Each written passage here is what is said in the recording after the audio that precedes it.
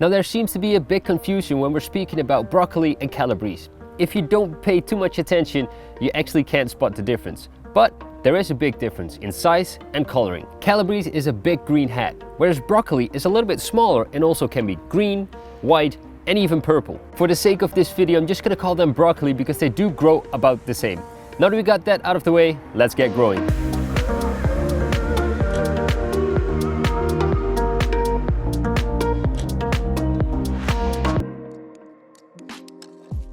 Hey, and what is going on, everybody? Welcome to the Farm Dream. My name is Raymond, and today we're looking into the broccoli, a very nutritious and vitamin-rich vegetable that you can grow yourself. We started broccoli inside about 7 to 9 weeks before the last frost date.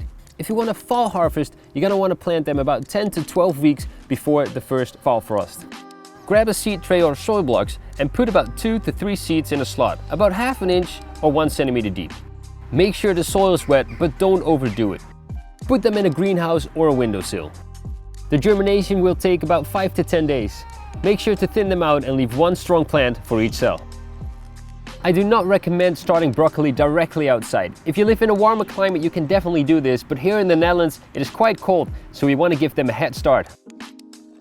Transplant them when they're about 4 to 6 weeks old or have about 3 to 5 leaves. Give them a spacing of about 15 to 20 inches or about 40 to 50 centimeters. Now we have two main pests to look out for with broccoli. The first one being crop root. It's a disease that attacks the roots of the plant and prevents it to take up nutrients. An easy fix for this is compacting the soil quite a bit. Make sure they have a firm surrounding. The next pest is going to be the cabbage white butterfly, and you can tell that it also did the same to our leaves. It lays little eggs on the bottom of your leaves, and when they hatch, you get caterpillars, and these caterpillars just take down your plant completely. A good way to prevent this is fine netting, but you can also manually do it by just checking underneath your leaves and removing the eggs when you see them.